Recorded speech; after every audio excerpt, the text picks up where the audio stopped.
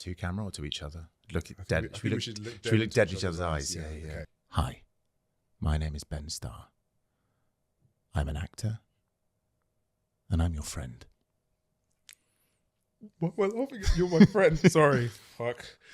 Oh. Hi, my name is Abubakar Salim, and I'm your friend.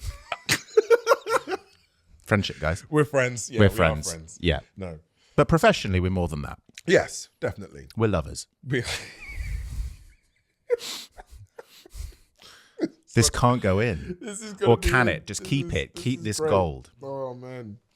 So look, I've only prepared one question because I was like, we'll just chat. Yeah. Do you know what I mean? Chat. But I am actually keen. I am actually interested in this because I've kind of gone through this, right? Was there ever a moment in your whole life where you went through a moment where you were like, oh no, it's not cool to be a gamer. I'm going to shun that away and not talk about games. To a moment where you then embraced it. Yeah. When? The moment that I was allowed to talk about Final Fantasy 16. Really? Exactly that moment. Oh wow. It was I, as you know, have been just a massive fan of video games. Yeah. And it has been my entire life, really. And I mean that insofar as you have your professional world where you go and do whatever it is you do, you go and be sociable. But like the downtime for me has always been playing video games. It's the way that I process everything. It's the time to myself. It's that the way that I recontextualize the events in my real life. I go and play a video game and kind of fundamentally understand it. That's what I've always done. But always, it would be kind of like my secret in a way. Yeah. You know? Yeah. It's not like something that I would tweet about, and it's not something that I would go on Instagram and talk about. You know, I would use that in a very professional capacity. But the moment that it became my job, the moment that I was allowed to talk about it, it allowed me to do it. And then I realized, actually, I love doing this. Yeah. And it is amazing that once you're a part of this community and and I've always been a part of it, but I've kind of always been a part of it separately. And I've been the person that looks at the Reddit forums.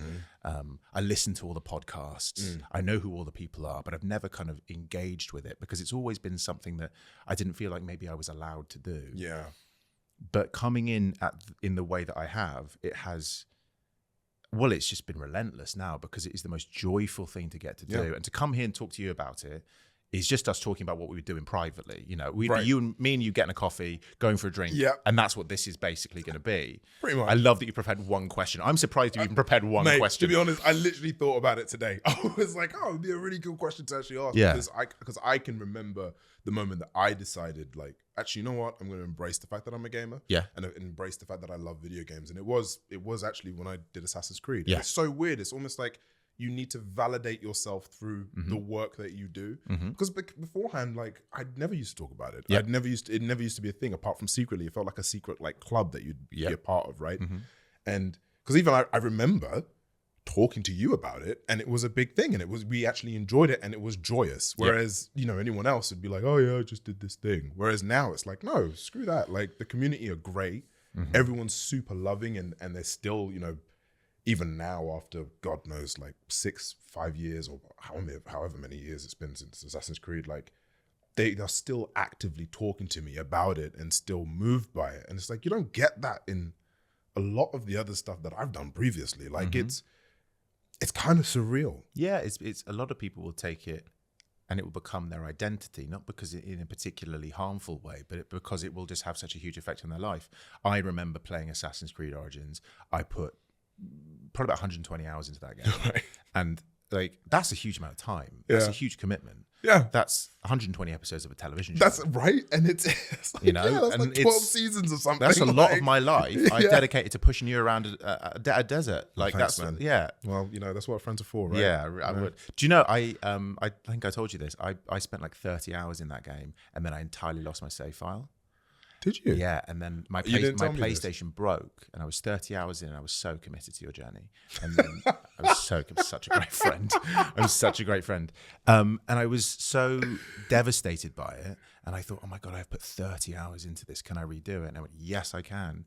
And I did it. And I got the platinum trophy. I did all the DLC. Oh, amazing. I absolutely Thanks, loved man. it. I mean, it's mainly for I didn't yourself, do it for you. like, I didn't do it for you. Right, okay. I didn't do it for you. No, I you did. did I it for did yourself, do it for really. you. Yeah. Yeah. I did it for no, me. that's. I mean, I feel the exact same way with Final Fantasy. You know what? I hated Final Fantasy. Yeah, I hate Assassin's Creed. And now I'm in love with it because of you. Oh, specifically because of you. So just so you know, no, I've actually been a Final Fantasy fan for ages, man. Yeah. I've got to say, like, and I'm not just saying this because the cameras are rolling. I've told you this before. Like, your role, your job in it, man, and like what you did, what you brought essentially was phenomenal. Like, genuinely, like, I do mean that. And I think like there is something to be said about essentially as an actor, you know, who, you know, not only you doing video games, but you do film, TV, everything, all that jazz, and bringing that element of, again, just the art to it, man. It's really beautiful what you were able to like bring and just, you were vulnerable. And I think you could see that in the work that you did. And as a player, like, I thank you for that, because it is really,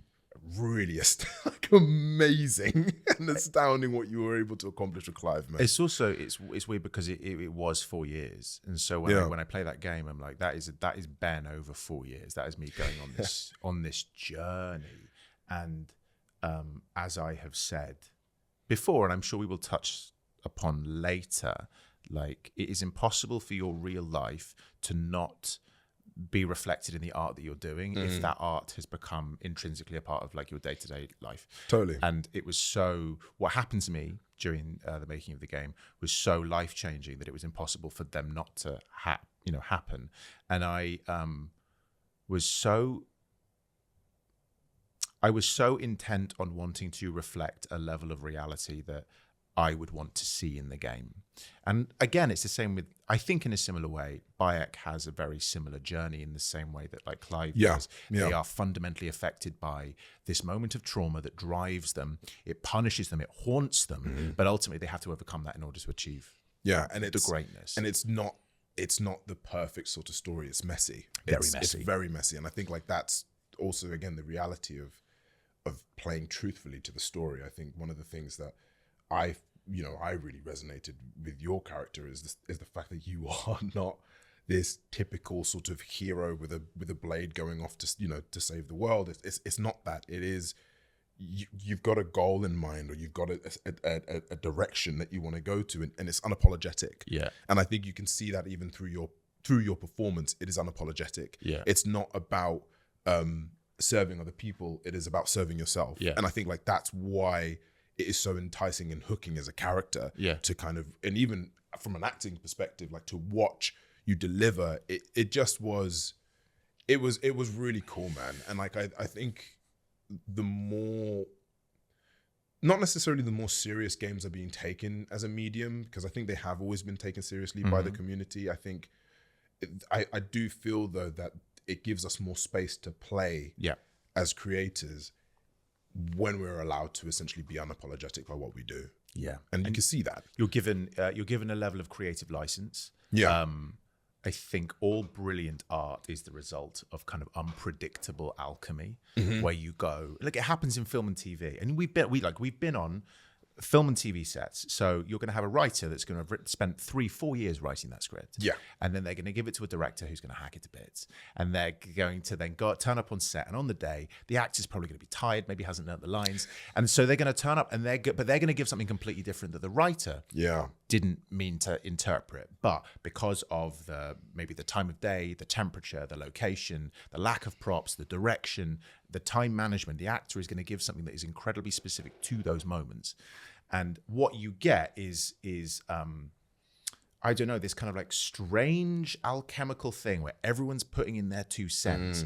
And then within that, you're going to get greatness. You might get something terrible, but you'll get greatness. You get something out there, yeah. But what can make that alchemical process more rich is when you have time.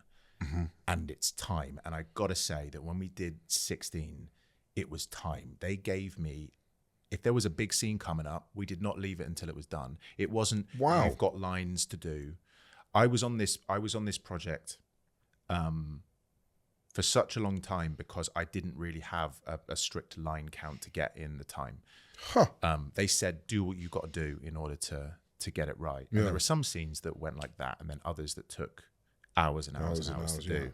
And they also, because I got to know the team so well, they gave me a lot of creative license. And there's been a scene that's been going around the internet a lot, which people really like, that at the time I didn't think was going to resonate. And it's this moment where Clive finally confronts his mother after years and years and years. And he says something it's almost like an explosion of emotion. And in it, he goes from being Clive the hero to Clive the son. Yeah. And it's in the space of a sentence, like his voice breaks, he becomes a kid again, and it's anger. It's just seething anger. And I did not expect that line to come out like it did. Really? I did not expect it to come out that way. All the team didn't expect it to come out that way. Yeah. I wanted it to be kind of this really like seething down here sort of thing, but his voice just breaks and cracks until it's like almost and we did it and went, that kind of works, you know. But then, and that's the thing, like when you're given that space to kind of play, like it's you create magic and people connect to that, right? Because again, it's that whole thing of, as you say, you probably had a plan. Yeah. But what is that plan? Yeah, like, what is that do you plan? know what I mean? And like, you create something better. And if you allow yourself, I've said this a lot, if you allow yourself to make mistakes, if you allow yourself to kind of go, I'm going to just see where this goes, you're going to find something really interesting. 95% of the time, you're going to find it's terrible. Yeah. But that 5% of that time is so worth it, because what you get is something that cannot be replicated and feels honest and raw. And I really think it's those moments with Clive, and it's those moments in video games, like we can talk about other performances that just blow me away, where the actor or the character does something so unexpected and so real and hits you here because you feel their pain or you feel their love or you feel their passion, that is transformative. Yeah. And that is the power of video games, because you've just spent 30, 40 hours moving this character around, speccing them to however you want. Yep. And then they give you reality. Yeah. You're like, oh my God, it's life-changing. And that's why people love these characters and will hold them dear. That's why people get your character tattooed on them. Yeah, like the names of the people that I'm hunting. Like it's a thing. And you could be like, it sounds cool or high level when you think about it, but actually it's real. Yeah. And I think like that was, I remember even talking to the team about that, because they were like, yeah, we think it'd be really cool if you had these tattoos on your name. And it's actually, again, a similar thing of that I had in the opening scene, which is kind of, was one of the I Never Sleep lines of Bayek, which was like, I remember going on the volume and kind of being like, okay, how are we going to do this? We could play this really cool and whatever, but like, the direction of, taking out my tattoo with a blade wasn't a thing, but I was like, no, let's just do it, because it is like self kind of harm in the way of the journey that I'm going from. And it is self-harm. It's not like self-harm. No, it is. I think it might be the definition of self-harm. I think it really is. Yeah, no, true. But like, this is the thing though, is when you are in a space and with people that allow you to play, that allow you to make mistakes. I've always said this, like, that's where magic happens, because otherwise you are then going to be stuck in this space of, oh, well, I'm just going to copy the performance of, what would Nolan North do, or what would Troy Baker do? Like, it's like, when actually they did their own thing. Yep. Let me do my own thing and let me play. And, some people will like it. Some people will think it's, some people won't. Yep. Doesn't matter. I'm doing it. I'm doing it to be honest. Also, you can't, you're not trying to create a facsimile of someone else's performance, because it will just be bad. And I think, why do we look at certain actors and their work? And, you've just mentioned two there, but there are so many people whose performances kind of like resonate and you want to, and what they do is what they do so well. You have to carve out your own path in that way. And I do think that we were given the good fortune of being the first people to originate these characters. Yeah. Because, I think that I'm always astonished by other performers who come in and they are given maybe a Japanese dub, Japanese language, and then they have to create their own character within these very, very strict confines. And I know that part of the joy that I had was on 16. I didn't have to do that. It was like Clive was mine to create. It was yours. Yeah. So I created this relationship with him. He was, it's that, if I was like to pull the skin off Clive and me with the same thing, right? But I see like the Final Fantasy VII Rebirth remake cast. They have done, I think, to give them props, the most amazing job of reimagining these iconic characters, but reimagining them too from having had to listen to what will also be an iconic Japanese performance and make them still feel iconic and original in their own right, which is such a skill. And I know they wouldn't have had the same amount of time that I had with Clive. Right. And I think that's also where the skill aspect of what we do comes in. It's not just us like trying stuff randomly and being like, we're just going to be wacky and wild. You got to go in with a plan. You've got to be able to kind of like execute that plan, but then also be willing to go off piste. But if you don't have the discipline, the skill to hit the points, do the marks at the same thing, that is where it can go wrong. Yeah. And so that's that brilliant blend of like Nolan North, Troy Baker, they make it look easy. Yeah. It's not easy. It's not easy, man. It's not easy. Like I've honestly seen, I mean, like I even look at like, again, Spider-Man and sort of Spider-Man 2 and the performances on that, which are really bloody like astonishing. Like they're astonishing. Great. Like Yuri's nuts, and they just make it look easy. And it's that skill of being like, you know, having an opinion and be like, yeah, well, okay, yeah, it was all right, but it's like it's more than all right, man. Like they made it look easy. That's why you're comfortable with it. Yeah. You know, if you weren't comfortable with it, you're noticing the performance, and I think that is like, it is such a skill. Such a skill. And I think, you know, again, I mean, like that's why I love, again, sort of storytelling.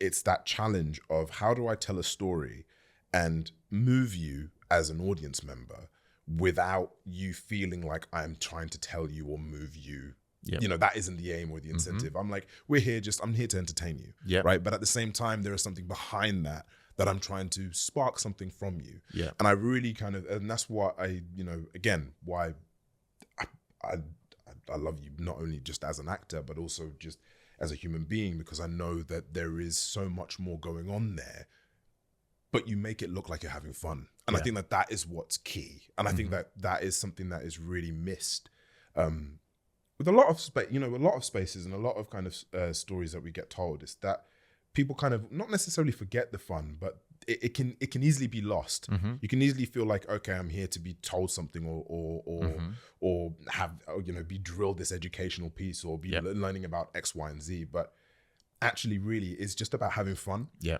And even as scary as it is of the subject that you're trying to, you know, broach, be it like grief or be it like, you know, divorce, or, you know, I think that's the thing, right? Like I look at here comes a tangent. I love it. Hit me with a tangent, because I'm on the ride with you right now. This is it, right? Like, you know, I look at like a game like It Takes Two. Yeah. Right. And I'm like, man, this game is about grief. Like on paper, not grief. Sorry, it's not about divorce. But on paper, well, it's technically about grief because it's the it's about grief. It's about divorce. It's about a lot of things. Everything. But the thing is, it's like on paper, you know, you're like, oh yeah, this is a game about divorce and all about this loss and stuff. You'd be like, why do I want to play this? Like, but it's a fun. It's a game. Really fun game. And I think like that is, you know, part of me is what I enjoy. It's like, okay, they've put this challenge on you to be like, yeah, this is what it's about. Let's go on this ride with you. Ride about it. Same thing with Assassin's Creed Origins. I remember, you know, at the time being told like the synopsis of the story and everything, and they were like, yeah. And I was like thinking to myself, this is just a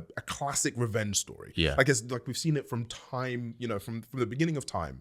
How do we make this fun and enjoyable and different? And I think once you're given that space to do it, it's like, yeah, this is what stories are about. Mm-hmm. It's about taking you on a journey. And specifically when it comes to video games, I think they have the ability to do something that other mediums don't. And it's not that other mediums are inferior. They are amazing and have kind of spent years and decades more than figuring out how to refine the way of telling you that story and making you feel the way that you feel. I think video games are still in their adolescence, and they're exploring how mechanically we can create an emotional input between your fingers, your brain, and your heart. Mm-hmm. And like there are moments in games, like there's a moment in Final Fantasy 16 that people really love, which is press L3 and R3 to accept the truth, and it is a perfect distillation of how the character's feeling at that moment, the way the player's feeling, and they go, bam, you press that and everything kicks off. And it's that moment of realization. It's super, super impactful. There's a moment in the God of War remake, the first one, where Atreus is kind of becoming a bit filled with, oh my god, and he stops obeying you. Yeah, so that's like one of the most annoying moments. Yes, of playing a game. And isn't it? It's so clever, but it's so clever and so simple, and it could only happen in a game. Yeah, and it makes you feel you actively dislike him, and you're thinking, I mean, can we swear on this? Of course, you little shit. Like, you little shit, you go and fire that bow for me, boy. You fire that bow. Why are you doing And he's that? like, yeah, whatever. And I'm not doing it. And I'm like, dude, what were you doing? I was killing some. Oh, what's going on? Oh, and man. it's so clever because the game has made a gameplay mechanic that represents the psychology of a human being that you are playing at the time. And like, I think indies in particular are so brilliant at that because at their core, what these games are doing is saying we're trying to explore this grand idea through a very, very simple mechanic. Papers, Please, a great example. Brilliant. Oh my Lord. Yeah. And the things that a game that is so simple makes you feel just by the nature of repetition, and then what it's asking you to do, and then it just builds very, very slowly on that idea is really, really, really moving. And I think we're seeing a lot more AAA games explore those ideas. Explore that and try and take that on board. Yeah. There's a mission in Spider-Man 2 that I think a lot of people are really resonating with, and it's the moment where you have to fly the birds. Have you flown the birds yet? Oh yeah. Oh my God. And what they do is that's a mechanic that is just in the game. You just can, you can put the wingsuit and you can fly, and that's all you're doing. Really, at the heart of it, they found a mechanic and found a way of using it, but they've inserted story on top of it to make that mechanic beautiful, man. And it's absolutely stunning, and it is probably my favorite part of the game. But again, it is mechanical, and they have found a way of making you feel. I wanted to stop flying the birds back. I wanted to be like, no, I can't do. I can't do this. I can't do this. But how it slowly reveals itself, and you can feel the controller vibrate. You can feel the sound is amazing. It's just so visceral, and it's unlike anything. Unlike anything when games can do that. And it's funny. Like whenever I do talk to people within film and TV, like, and try and express this and explain it, they are in awe by it because it's almost total control with the audience, because you are being the audience or playing with the audience there, rather than necessarily passively giving them something to watch, which I think is what games are so good at doing. They're good at putting you in the shoes of be it the developer or be it the characters or whatever, and just going through it. I think that was a really powerful moment, and there was I think they were a bit more risky, I think, with Spider-Man 2 this time round. And you're right, I am noticing as well, like, a lot of AAA titles taking those risks, which indies do all the time. Like, I look at, like, Unpacking, for example, which I know kind of swept the sort of narrative sort of awards, I think it was last year. Yeah. And people were like, but what does it mean? And it's like, well, it's telling you the simple story of just when you unpack something or put it in, or it's like, it's genius. It's genius. It's so genius. It's as simple as, like, and again, it's these experimental elements which I feel anyway with games, there are, you're allowed to play with and allowed to do more of, which makes it so exciting. I haven't played it yet, because I don't have. Oh man! No, I've played Unpacking. I played Unpacking. Oh, okay. No, I was gonna say I'm teeing this one up. Okay. I haven't played. Yeah, I played Unpacking. I'm playing. Oh my God!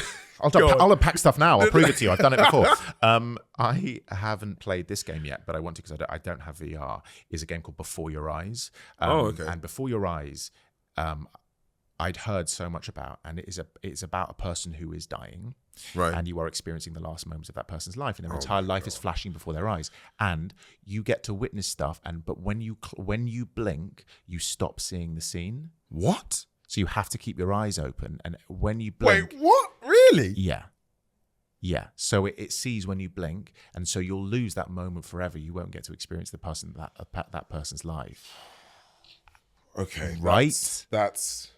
Oh my God. How special is that? And I think video games are so at the forefront of, instantly you get chills when you think about that, of you being placed in someone's shoes, and then it's not just your hands, but it's your eyes that are basically telling the story.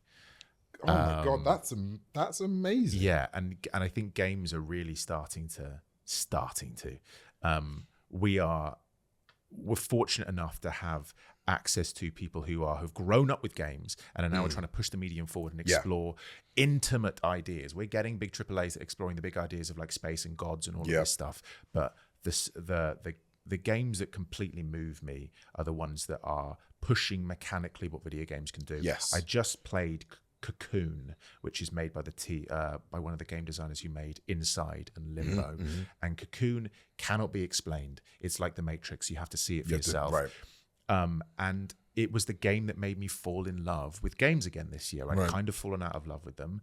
And it is just it is the pursuit of a singular idea, and it just goes all the way for it. Yeah. And I cannot thank games, indies in particular, for giving me the opportunity to, even for a condensed 4 to 6 10-hour experience, have something that is truly, truly life-changing.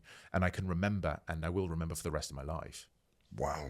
I haven't actually played Cocoon yet. I've played Limbo and I played Inside, and I remember being really moved by those. Yeah. And kind of, again, that whole thing of like, again, there is something about indies. There is a magic to indies. And I think that's why it's so strong within the game sort of space, where, you know, indie devs are really championed in regards to the kind of risks that they take and also the gameplay experiences that they deliver. But, you know, I'll have to give Cocoon a look. It's like singular visions are the most exciting. Something that go in and go, I've not seen that before. Yeah. Right? And I appreciate that these people have decided that this is what their game's going to be. And we're going to explore all avenues of that. And it's really exciting. I feel like I've just given you lists of games and stuff. But like, that was good. It's great. We're really, really, we're in a good time, I feel. Like, it's funny, like, even when I was, again, I know Last of Us is huge, but never heard of it. It's one of those ones where I remember telling my agents when I heard about like The Last of Us were doing a TV show, being like, you guys got to either get me in it or just have an eye out for it. And they'd never heard about it. And then suddenly, you know, it dropped. It took over the world. Yeah. Like, it literally stopped everything. Yeah. And people who had never played games before were turning around and being like, what is this? And it's like, yeah, well, what you're watching is a TV show. What you can experience that as a game, as an actual experience, like, go into it. Yeah. And it blows people's minds. And it is an incredible adaptation of an incredible video game. I still prefer the video game because it's how I experienced it first. Yeah. But I think what the team did is kind of mind-blowing. It's pretty cool. What they achieved. But there's just something. They were so brave to do what they did as well, because that is the game when it comes to. It is. I think it's certainly nowadays. The Last of Us is this. It's taken on a life other than itself. I think it is loved and appreciated beyond maybe the game itself. It's deified almost as this gold standard. I think it's amazing, and playing the remake, was such an experience, and just getting to re-experience kind of. Troy and Ashley's performances, which just anchor the whole thing. I mean, it really made. I mean, like, again, not to say like previous performances have not necessarily done this. I feel like they have been doing this for a time memoriam. But there was something about that made you feel like you were in like a premium show, or we were experiencing like a HBO show. Do you know what I mean? Because it's not what they did; it's what they didn't do. Yeah, it's the time, and it still carries through to The Last of Us Part 2. Is there's something. It's not what they put in; it's what they were willing to leave out, and they were, that stunning moment at the end, which is just so subtle of Ellie asking Joel whether, what happened in the hospital. And then you see him touch his watch like that. And if you've played the game, you know what that means, that touching the watch. And then, then he says whatever. And then she looks at him and goes, okay. And then that's it. The game. And I'm like, so good. You're like, what? No, where's the final boss? And it doesn't, and it goes against everything that we kind of are taught maybe as gamers, this idea that you do a boss and then you move on and then you get the completion, the ending. It is so amazing, and I think it continues to be the gold standard. It's like the Wire of video games, essentially. Yeah. The Sopranos, the thing that people still hold up as like top. And we are so fortunate now that we have games on all platforms that are exploring that and want to get to that level of fidelity when it comes to honesty. obviously games, it's a bit like saying, do you like video games? It's like, do you like TV? It's like, well, I like the news, I like sports. There's no way is particularly correct, and games can tell stories in a variety of ways. Yeah. And we've just said it, right? We've spoken about Unpacking, we've spoken about the Cocoon, all of which are telling their story in different ways. Like, for another game that I love is The Witness, a game that tells a story entirely in a puzzle. You know, it's just a puzzle game, but it has equally as a powerful impact on me. And the variety of ways in which these games can inform the world around you, and I'm gonna get a little bit deep now. But so 2 years ago, my dad died, and I was playing 2 games at the time. I was playing Life is Strange: True Colors and Death's Door, both of which. Oh my God, Death's Door is. Sorry, I just want to say, like, I remember playing Death's Door, and again, going deep, lost my dad. Yeah, a while back, but playing Death's Door really sort of began sparking these feelings in me that I thought I had not necessarily buried, but kind of had dealt with. Yeah. And it's just a game where you're following this crow whose job is essentially to lead people to... Doing some admin. Doing some admin in the afterlife. Do you know what I mean? Like fighting some demons, doing some admin. But yeah, sorry, you were saying. No, I think that's it. You've kind of said it for me. Is I was playing Life is Strange: True Colors, which is a game which was all about performance, all about humanity. It was about following this this young woman as she's trying to come to terms with immediate, painful, overwhelming loss after having immediately found love again. And so that I got that through, and it was all about healing wounds, and but it was so immediate. I think I played a scene where she loses someone in the game, and then 2 days later, my dad had died, and then I was like, oh God. Oh, and I remember thinking, God, it must be awful to lose someone. And then 2 days later, my dad died. It was I remember thinking it in my head, which is so weird. And then when I came home, I was home for a month because we had to plan my granddad, my dad's dad, and my dad died within 2 days of each other. So we had to plan a double funeral. Wow. And so there was a lot of admin to do, and I was feeling so stressed. And my only kind of respite was like, everyone went to bed, and then I'd just cry. Like, everyone would go to bed, and I just felt like I felt like I couldn't process it in front of people because everyone was experiencing grief, and it wasn't a healthy way of doing it. No. But I would let everyone go to bed, and I would stay downstairs, and I would probably cry for about 20 minutes, and then I would hook my PlayStation 5 up to the TV, and I'd play Death's Door. Yeah. And I'd play Death's Door until like 2 a.m, and then I'd be like, cool. And then I'd go to bed. Yeah. And there was just something really cathartic about the whole thing. Yeah. It was allowing me to go, okay, that's maybe where my dad is, and that's maybe like fun, and like it'd be. I know what you mean, man. Because funnily enough, like, I think my game at the time, because I remember I got a call from my mum telling me to come to the hospital when my dad was passing away. So, by the way, we should probably warn people who are listening to this. We are talking about death and talking about grief, but anyway. Yes, but it's what it is. Yeah. But like, I remember playing The Witcher 3 again. This completely crazy world, like outside of any reality that we are in. But just that escape, just that feeling of actively doing something and moving forward in a weird way was cathartic in its own right. And I feel like I just remember it's the same thing. Like, you've got to almost, I don't know whether it's a male thing or maybe it's just a thing where you don't want to show not necessarily weakness, but sadness. You want to show like, nope, we're persevering and we're moving forward. We're going to be okay.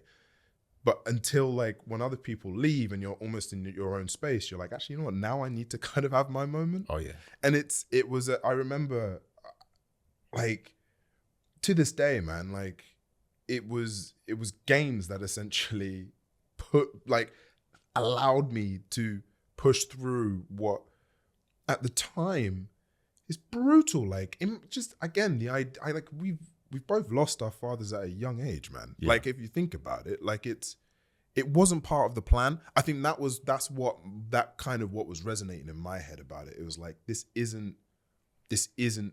wasn't supposed to happen. Yeah. What now? Yeah. Like, what now? Do you know what I mean? Like, yeah. I do this with my face. I still kind of do it. It's like, I'd scrunch it up and I'd just be confused. Yeah. And I do it by myself, and it's so, it's like that. It's like, I can't even fathom it. This doesn't make sense. Yeah. This is like a glitch in the matrix.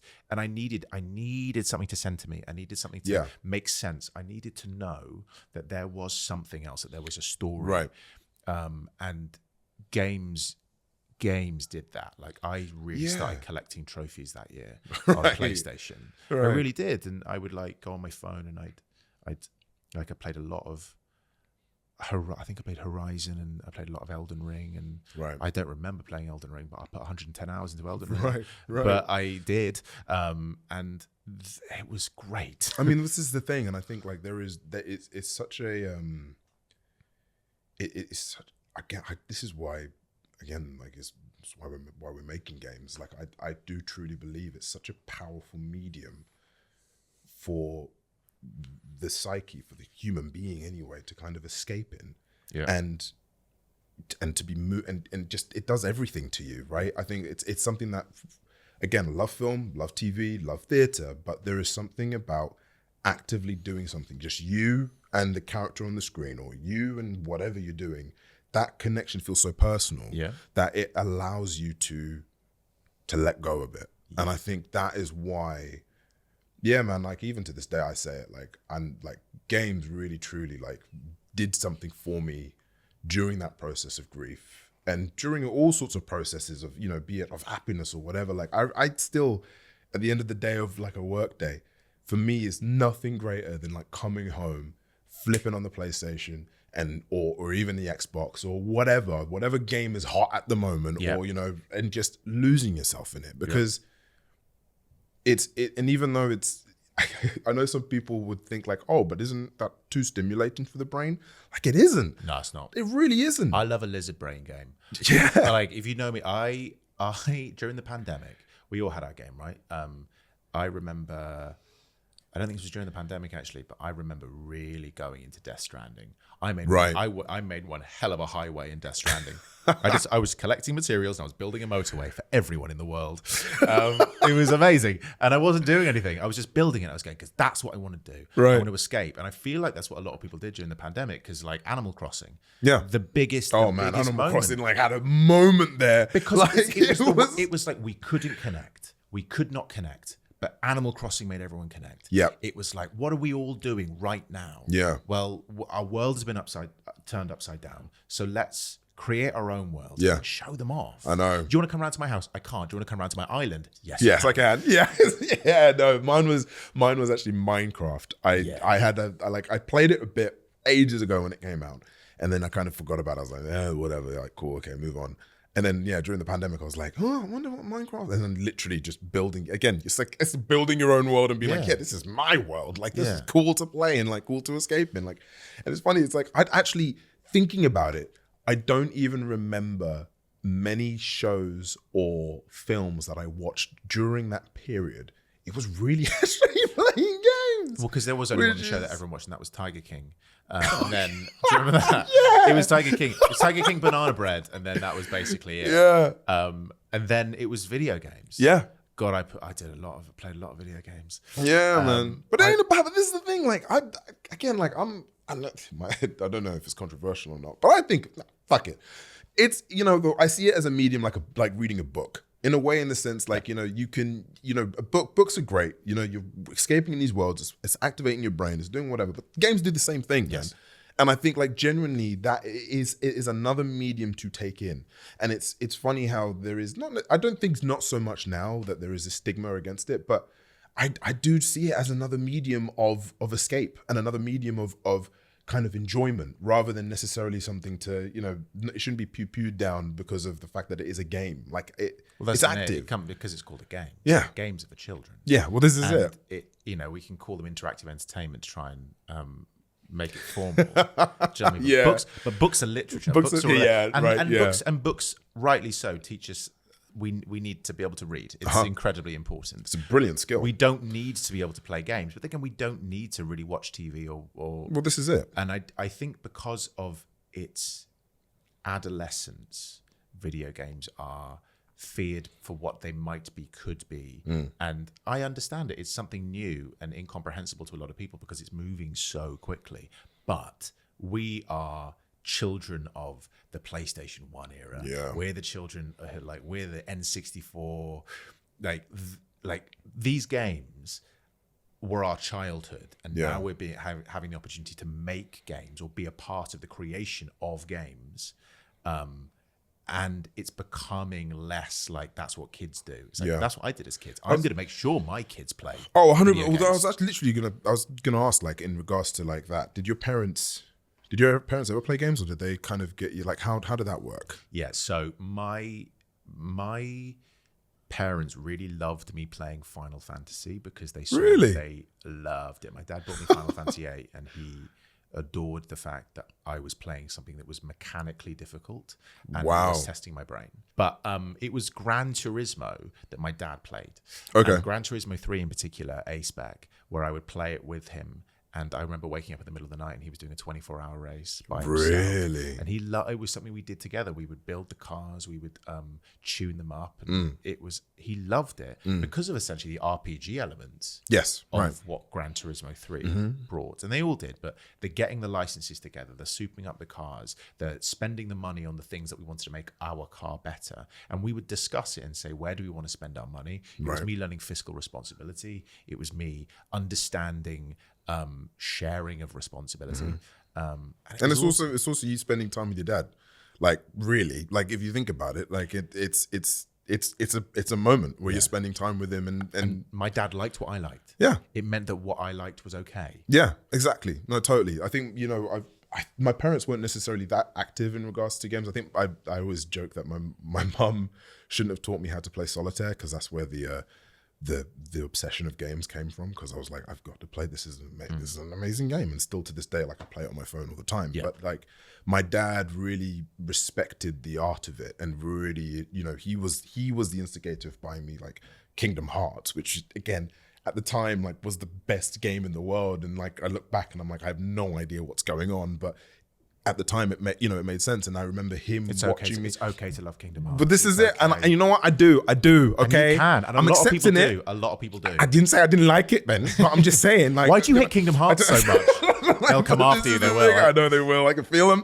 But this is the thing. Like, I can distinctly remember my dad watching me play these games, watching me play my Game Boy and playing Pokemon, playing all these different, and having these different experiences, and being like, actually, you know what? Yeah. I'm respecting the fact that you are finding a passion in something and enjoying it and really throwing yourself in it. And I think really, truly, it's that whole thing of like, like, you know, I want my daughter to play games. Like, I definitely want her to kind of lose herself in this space, because it is a cool medium. It is. And it's a space where it does challenge the mind. And I think, like, we were very fortunate to have parents who could see that. Yeah.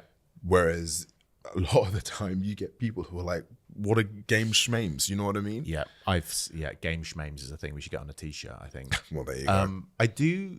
I will say that I do recognize that there are people that see video games as gambling, because inherently within our industry there are potential predatory practices and there are addictive qualities to it. Yeah. But I think that is so of a different, it's in a different thing. And I think what we're talking about, and certainly the experiences that we've had, we were able to experience video games as a supplement to our life. They allowed us to add as opposed to take over or subtract from our experience.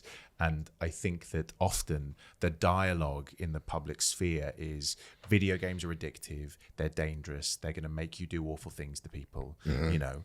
And it's as we roll out to another Grand Theft Auto, I can't wait. Mate, I can't wait to see what people are gonna say. We're all gonna destroy the world. I know. It's like they just wheel the argument out. It's been refreshing that they haven't released a new one in a while, because we just haven't had to have the same thing. It's as though this singular game is going to do that. But that will happen. I'm sure we will have hearings in Congress about it. Oh, totally. And it's like, it's one of those ones where you kind of look at it and you're like, yeah, but it's that's just not it. It's like, just not it. It's not that. It doesn't stop there. That's not the definition of games. Like, I feel like there is this, as you say, like, there is this feeling that it is games are Grand Theft Auto, and it's like, Yeah. no, it's not. I mean, if it is, then I can't wait, having played Doom, to protect the Earth from Martians or whatever to come from hell. I'm ready. Yeah. I've played a lot of it. Oh, 100%. Yeah, don't worry. I'm ready to defend the Earth because I played Half-Life 2. Don't Yeah, worry. exactly. I'm prepped. Oh, 100%. I can build mountains and build houses and build anything I want because of Minecraft. Thank you. You're so good. I'm so ready. I am so ready. No. Did you ever find, actually, when it comes to the roles that you do take or the acting stuff that you do, because do. That's interesting. No, that makes sense. Okay, but thanks. do clip it. But do clip it. Thank you. Everything that you do. If you've watched this up to now, please go back to that moment and just get. And do. Yeah. Do. There you go. Do. You got 3 there. Thanks, guys. Do. Do.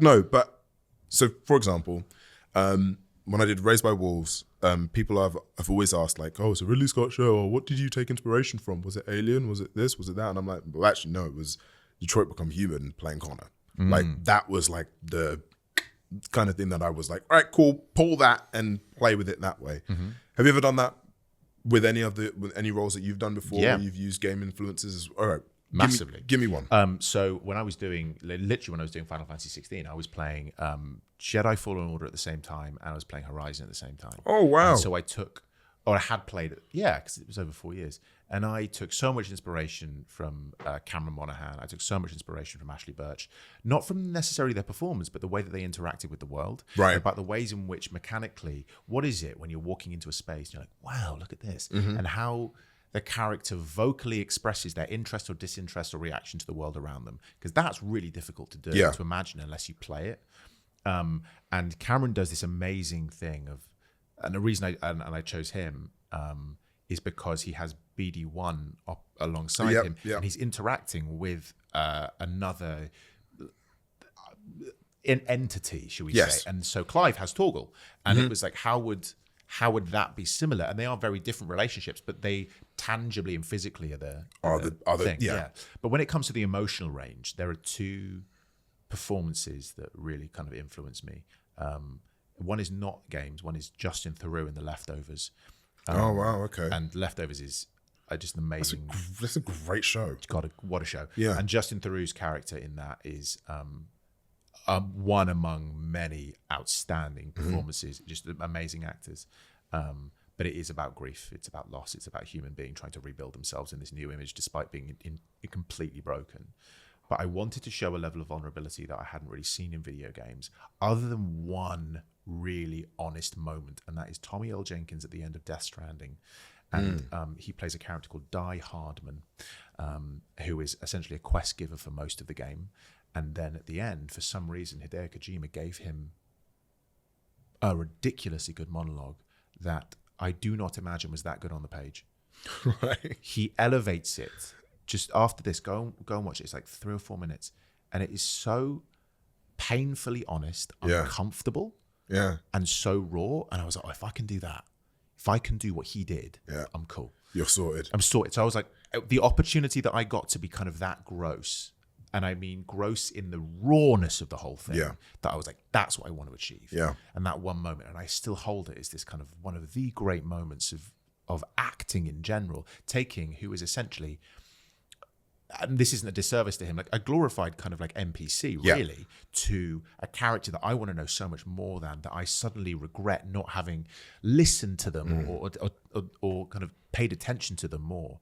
And it is amazing. And there are a couple of scenes in Final Fantasy 16 where, you hear Clive is not pretty in them. Well, I was thinking that. I was like gonna say, like, I think gross is such a beautiful word in the way that you're describing that this human emotion, and I think like or the human vulnerability. I think like, Clive isn't pretty, man. No. Like, he's not pretty, and I think like that is what is really endearing about him.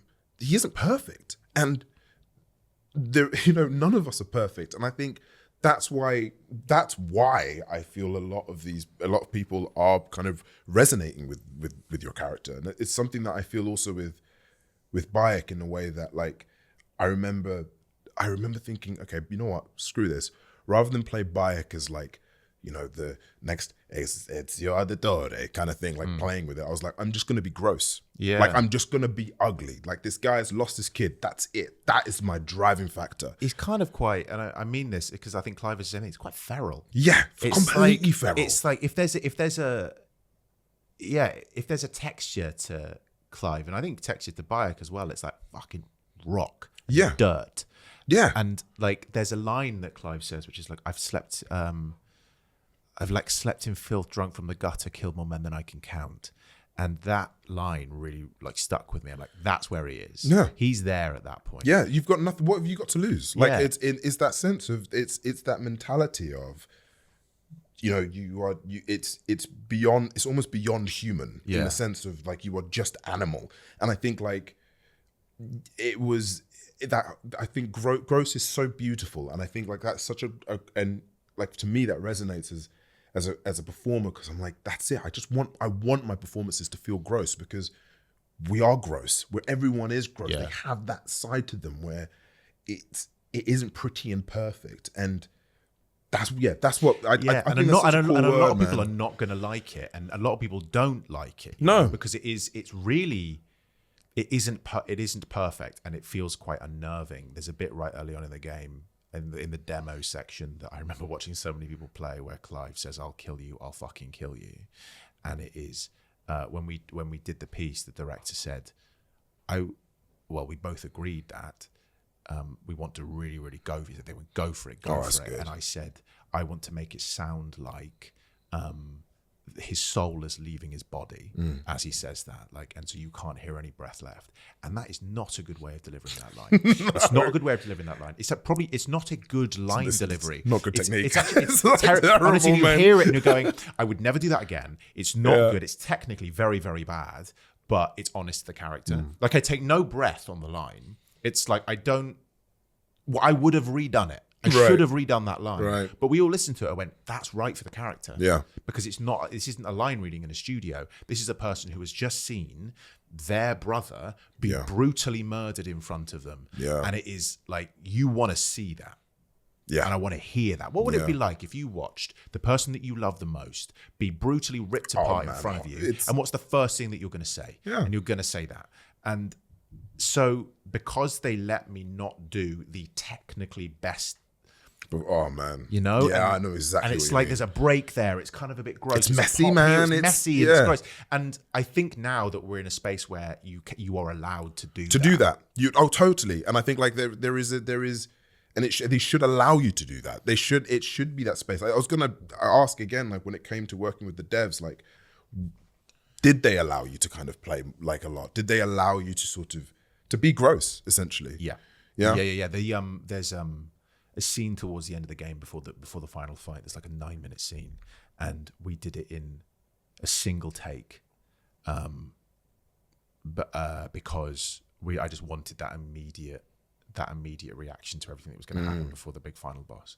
And it's the big culmination of everything that's happened, and it's the thing that spurs the character on to want to go and do the final act. And yeah, they went, do what you want. And they would always let me. They would never take a line if I wasn't happy with it. Wow. Which is kind of weird. It's kind of special, man. Isn't it? Yeah, but they're really my mates now. Like I see Ollie and Morgan all the time now. Like I see them as like really, really close friends. Yeah. And I think they're astonishing. Schlock, who we did 16 with, they were kind of the localization team. I worked with Michael Christopher Koji Fox, who's very, very famous in the world of Final Fantasy for 14 and stuff, localization director on 16. He headed the whole thing up. And he was there for so much of it, and on the line, being the yes/no of what we would do. But the day-to-day gritty stuff was me, Ollie, Morgan, sometimes Hannah Price as well, who worked on Alan Wake 2, just be in the studio doing what we want. Yeah. And obviously they would say yes or no if we delivered something that they didn't particularly like. Of course, yeah. Often we were allowed to have a lot of free reign. Just go for it. And that is freeing. That is freeing. No, there is no pressure that you're going to offer them something. And you know what? If they don't like it, we'll go back and do something else. Yeah. But I've never, and I don't think I ever will again, really feel that the level of creative freedom that I was allowed on Final Fantasy has been life-changing. And it kind of feels that way. I haven't said this actually. You were a huge inspiration for Clive because I I obviously know you, but I also know that like when it comes to what you did with Bayek, I don't think I'd actually seen a lead that broken before. And I actually can't think of, and I mean in like an open world kind of setting, like the sprawling sort of thing. Yeah. We've seen it in like linear story-driven games, but there's just something about the trauma that Bayek goes through right at the beginning and how I would hear the texture of your voice. And knowing you as a person, it's like hearing the way that you would allow your voice to kind of break, you know, and it's... Because it's honest, it's true in that moment. And you scream and you're like... You could feel it. Yeah, and it's kind of... It is... And it's funny because again, as a friend, like you have seen me cry. You have seen me in my worst moments. Yeah. So to then also, to also have that other side of it is, and that's why I think like even with Clive, like there is that moment where it feels so real, man. And that's why it's mind blowing. It really is mind blowing what you did, bro. Like, but thank you though, man. Cause that means a lot. Cause it's one of those ones where again, I guess, and I'm sure you probably might have felt this like, after it all, game hasn't come out. That period between you not knowing whether the game's going to come out, and how they going to like you, especially in Final Fantasy, because those fans are like, they'll let you know if they don't like it. They will let you know. Yeah. They're very honest. They're very honest. Very, very honest. And they, I can't tell you how nervous I was. The day after the Game Awards last year, was when we showed the trailer that was called Revenge, and then I knew that the marketing team were going to release our names, or like the names of like 5 people. I stayed up and I watched all of the Game Awards, and I was waiting for them to release my name so I could talk about it, because I really wanted to get ahead of it, because I knew that people were going to start picking it apart, and and I wanted to get ahead of it, and I wanted to basically go, white flag, guys, white flag, I'm a big fan, don't hate me. And what's been so lovely about the whole process is that I've been able to interact with the fans in a way that I wouldn't with any other type of project, and everyone's been so loving and so giving, and I've been able to jump onto people's streams and watch people play key moments, and like I love going on to even like small streamers. There's this woman who just tweeted that she was playing. No, I was one day I had nothing to do, so I went, okay, I'm just going to go and look on Twitch, and saw that someone was playing Final Fantasy 16. I think she was streaming to like 30 people, maybe less. And I watched her play the end of the game, and then about 2 hours later, she went, oh, I can't believe it. I've just watched the end of the game. And so I wrote underneath, I know, I just watched you do it. And I think it ruined her notifications. I think she said, I met her at a convention. She went, that was really annoying, because my Twitter then just blew up with people saying, oh my God. But it's so lovely to get to do that with people and watch people's honest reactions to something. It's honest, man. Yeah, it's really cool. The fans are great. They're really cool. I've loved how they kind of leaned into all the, people like Clive's chest. I've leaned into it. People think he's a sexy boy. He's a sexy boy. Yeah. I remember people running around with Bayek and a towel, and at the time, I was like, this is a bit weird, but at the same time, I'm like, you know what? It's okay. Let it live. It's not yours anymore. Because you know? It's the moment that Bayek was yours for such a long period of time. You put him out into the world, and then he's no longer yours. No, exactly. He is his own character. He's his own thing. Like he does his own thing. Like totally. Totally agree. You are always. It's almost like. You a bit like Peter Parker, right? You're the photographer for Spider-Man. Yes, you're the photographer for Bayek now. Yeah, you are not Bayek. You're the official spokesperson who comes up and goes, "This is what Bayek would like to say," but you are not that, because Bayek is everyone's. That's so true. That is so true. So I bumped into AJ Quinn the other day. Yeah. Just so people know who AJ Quinn is, he taught at Lambda, the drama school that we both were at. Yes. He taught film and TV there. And it's funny because he's now not at Lambda. He's now directing video games. He is. Which is hilarious, because I remember sort of talking to him about it at the time, and I think he kind of got it, but also didn't. And I'm sure like same thing with you. But having spoken to him recently, because I think he'd also spoken to you as well, he was fascinated by it. And so, I just wanted to kind of be like, not be like, I told you guys, games are the way forward. But it's funny though, because again, I think I didn't actually know you were a gamer at drama school. No. I didn't really, that didn't resonate or clock at all. No.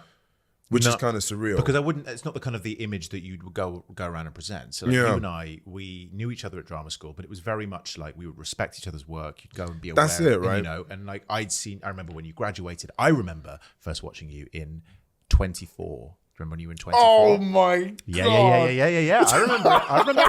I was like, I know him. Which was really, really cool, Like we were familiar. We were familiar with the work. You often at drama school would go and see people in plays. They're really good. You create the mythology of the people about how good they are and whether they're going to be any good.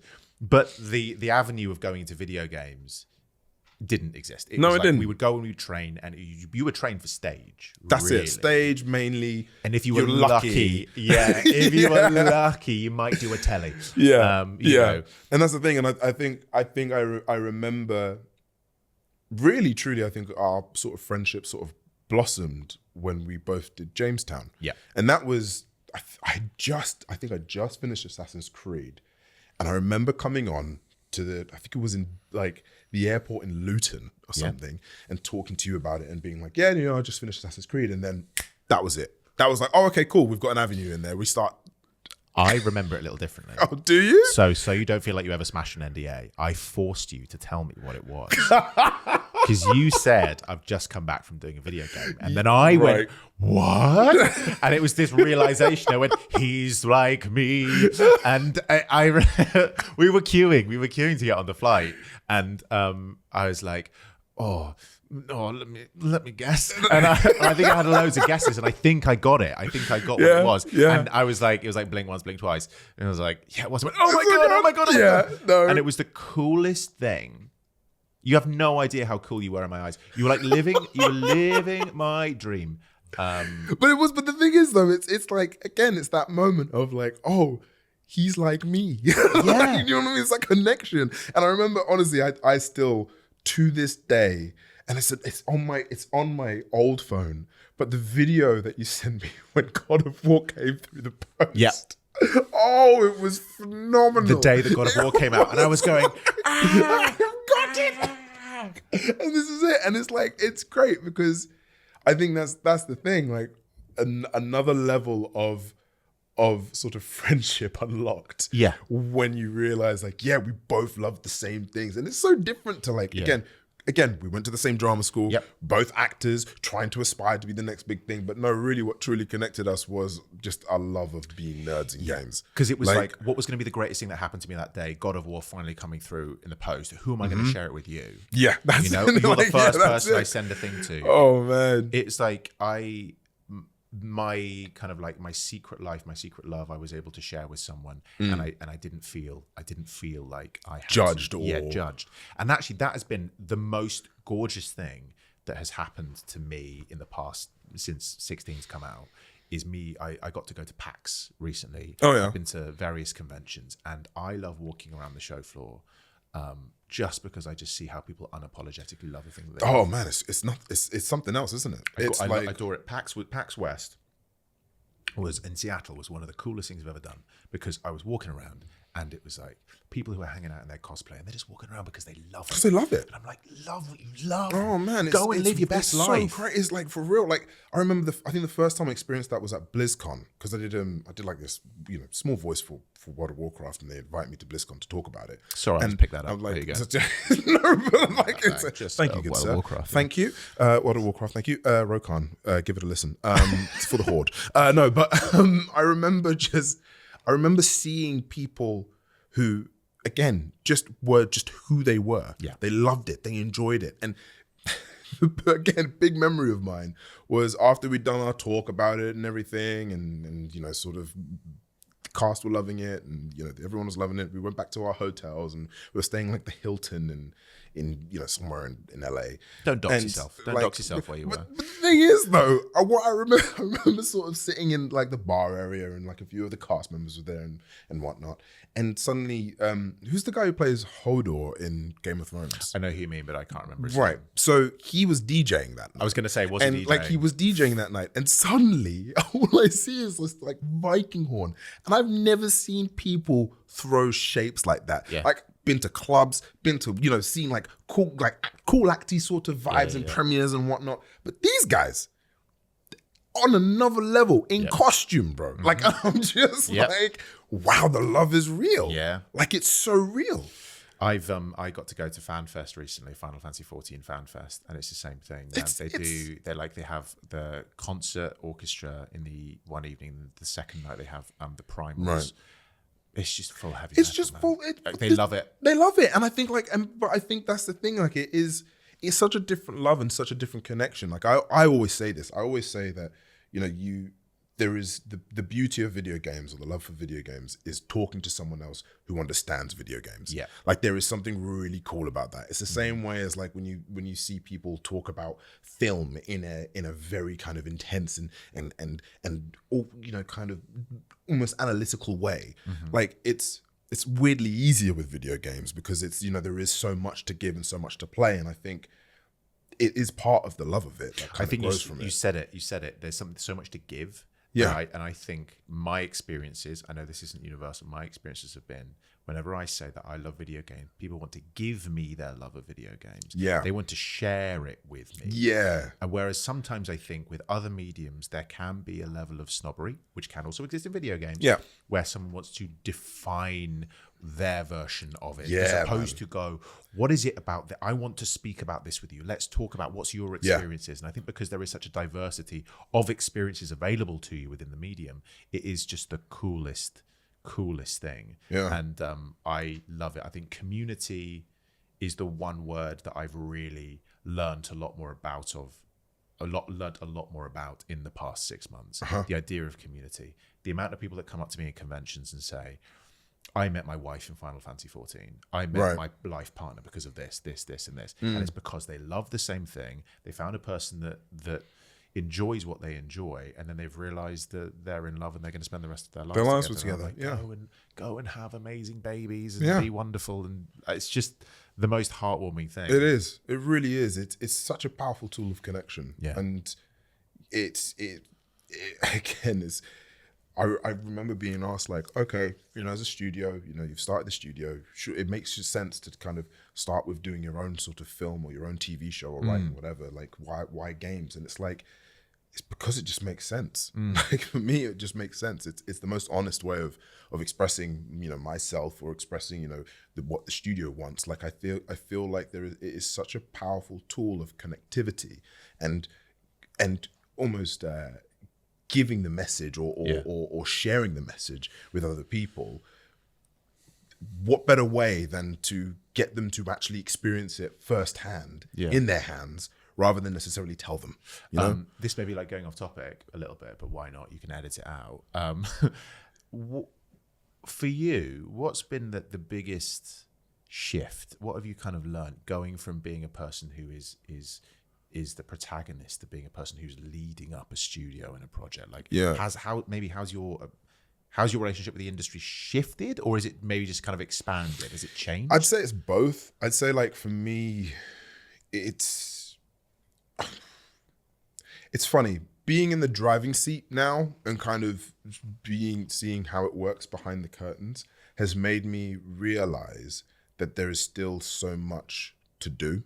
And so much that can be done. Having that knowledge now has allowed me to be like, I can make those mistakes. I can do this. I can try that. I can play with this. I can, you know, flip this sort of story and really kind of be like, actually, devs matter. Like, you know, as much as the game is cool and whatnot and what it is, but truly it's like how you make it. That's important. Like, and whereas beforehand, I think I remember, even as an actor, like, this whole idea of bleed for your work, or, you know, try and, you know, sacrifice as much as you can for it. It's like, actually, that's not true. Like, it doesn't, you know, it doesn't, that's not important. Yeah. So I think, like, it's definitely shifted my perspective in regards to how I approach work and how I see other people. But at the same time, it's kind of evolved it in a way. Yeah. You know?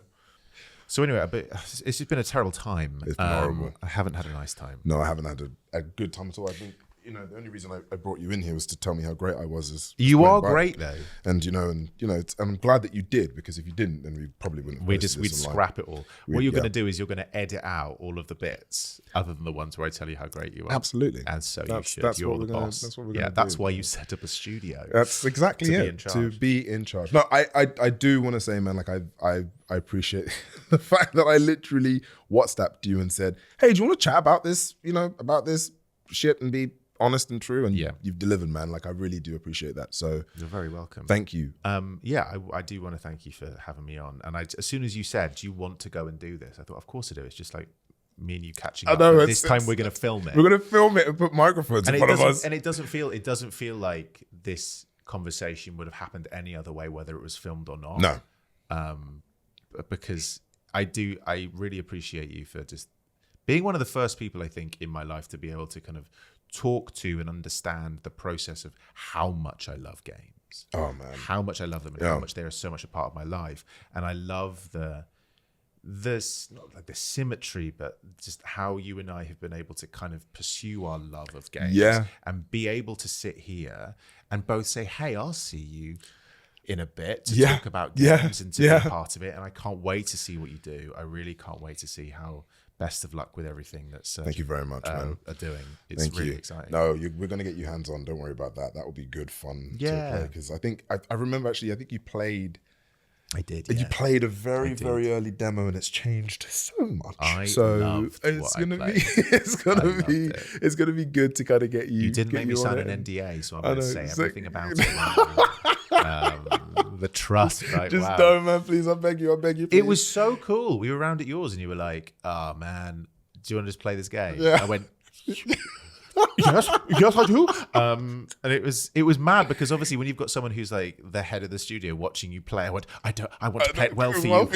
I want you to think I'm good at games. It was so useful though, because I was able to kind of tell that to the team and be like, Ben did this, and he plays games all the time, so we've got to change this. Yeah. So it was like, I was really, doing really stuff. I was like, this is what I would do in the game if I was playing it. And it's a treat, and I can't wait to see how it's changed. Yeah, no, definitely you're going to get your hands on, man. Yeah. But yeah, thank you, man. Thank you for having me. No, for sure.